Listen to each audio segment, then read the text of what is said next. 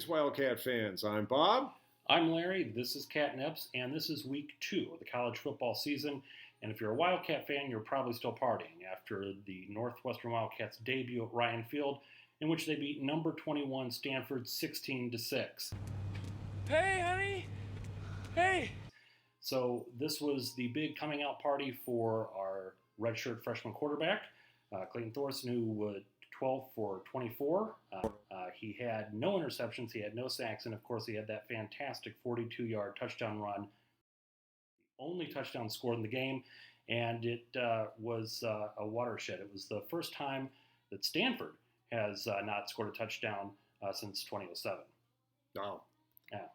So in addition to that, we also had 134 yards rushing from fist favorite here at Catnips, Justin Jackson. Jack Mitchell, as usual, scoring some phenomenal field goals. And, what can you say about the defense in this game, particularly the defensive line, which was just stellar? Yeah, the defensive line play was great. And while they did have 3 sacks and they didn't necessarily have consistent pressure, they did very, very nice job of shutting down the Stanford running game. And for a number of Wildcat fans had concerns about the defensive line coming in. Mm-hmm. I think those have very much been put to rest. Yeah. Plays of the game. What do you have for plays of the game, Bob? Well, I'm probably a contrarian in my view here, but I think Jack Mitchell's 49-yard field goal in the fourth quarter to really put this game out of reach for Stanford was key. Yeah, if we miss that, they have a chance to tie. They have pretty good field position in which to do it. So right. That was the backbreaker. And everybody was breathless in the stadium as that ball flew through the air. 49-yard attempt with the win. And he got it. Hunter Nicewander. What a clutch kick. And even the TV announcers said that it would have been good from 49.5 yards.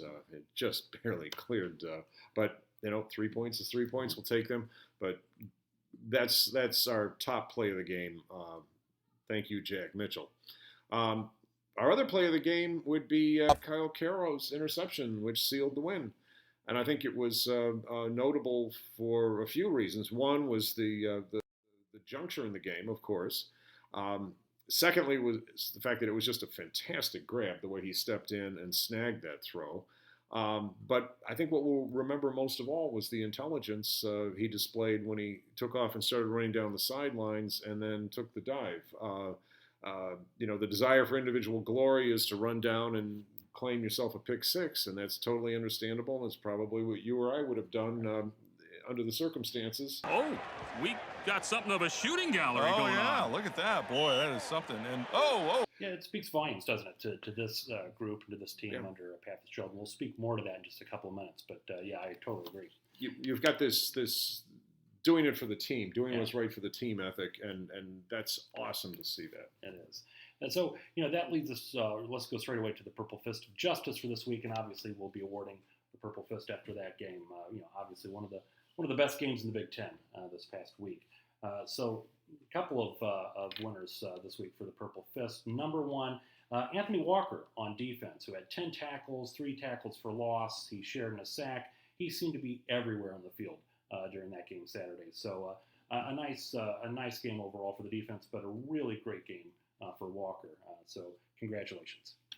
And the other Purple Fist of Justice award we'll hand out here is for offensive lineman Ian Park. Ian Park threw the key block on Thorson's TD run. Most importantly for us, though, Ian filled in very, very effectively as the center when Brad North was injured and had to leave the game for a while. So, we're watching. We appreciate it. And the Purple Fist for Ian Park. And then finally, a third winner this week. We want to give a special Purple Fist of Justice to Coach Fitzgerald. We sometimes make fun of Coach Fitz. We sometimes poke fun with him and other coaches, and we can do that because we're idiots. This is our own thing, right?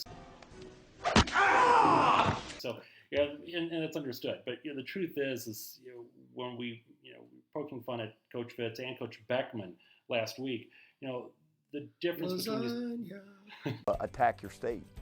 the difference between these two coaches couldn't be more pronounced in terms of how Coach Beckman departed. We've got a lot to be thankful for with Coach Fitz. He is recruiting the right way, he's coaching the right way, he's mentoring the right way, and he's representing the university the right way. And that's something to be grateful for. So again, a special Purple Fist of Justice again to Coach Fitzgerald. So, Larry, should we talk about the non-conference games? Yeah, let's talk about the remaining non-conference games. We've got 3 games left before we hit the Big Ten schedule, and we start this Saturday with a game against Eastern Illinois. We've played them once before in the recent past, and honestly, no disrespect to Eastern Illinois, but this really should not be that much of a challenge for Northwestern right now. If we lose this game, it's indicative that there is something majorly wrong. All the wheels would have to come off. Well, there is one significant factor, though, that you're omitting in your analysis of the Eastern game. This game represents restarting the Illinois State Compass Tour That's by right. Northwestern. So our thanks to the administration. We won the last Compass Tour 3-1. Unfortunately, we had that loss to the Huskies, so we didn't have a clean slate. So let's hope this time around the Cats can get a clean slate on it. Next game will be against Duke. Wow, that looks to be a tough one. They rolled over Tulane at Tulane 37-7 in their opener. Duke program is much improved, and like Stanford, it's trying to recruit the same smart players that we are. So we really want this win. I'll be going down there myself to try to cheer the Cats on to victory, and we'll see how it comes out. Yeah. But I'm looking forward to a rock'em sock'em game at Duke. It's going to be a challenge. I mean, it wouldn't be surprising to see Northwestern an underdog or this game to be a push the week that comes out. And then, of course, we close our non-conference schedule back at Ryan Field in a night game with Ball State. This could very well be a trap game. Ball State is expected to be much improved this year. For Ball State, this is going to be their bowl game. They have never played Northwestern before. This is an opportunity for their fans to travel the 2.5 hours to Chicago. National television. I attended Ball State University in Muncie, Indiana, and that's a long time ago. And they're so proud of me there in Muncie that their football, the stadium, they named the stadium after me. It's Dave Letterman Stadium, and because there it is right there. Night game. We've not had much luck with night games lately. So this is one to watch out for, and the Wildcats are going to have to be at their absolute best to make sure that they do what's expected in that game. So, Larry, is it time for potables? Bob, I think it is time for potables. So what do we have this time? Well, Larry, we've got a treat here. We've got some salt, got ourselves a lime, and most importantly, we've got Tony Romo tequila. Tony Romo. For when you want it to get late early.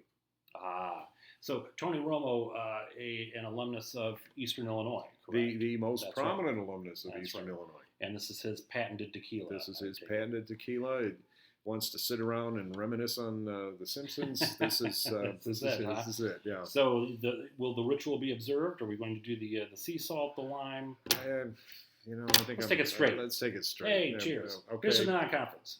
Here's the non-conference.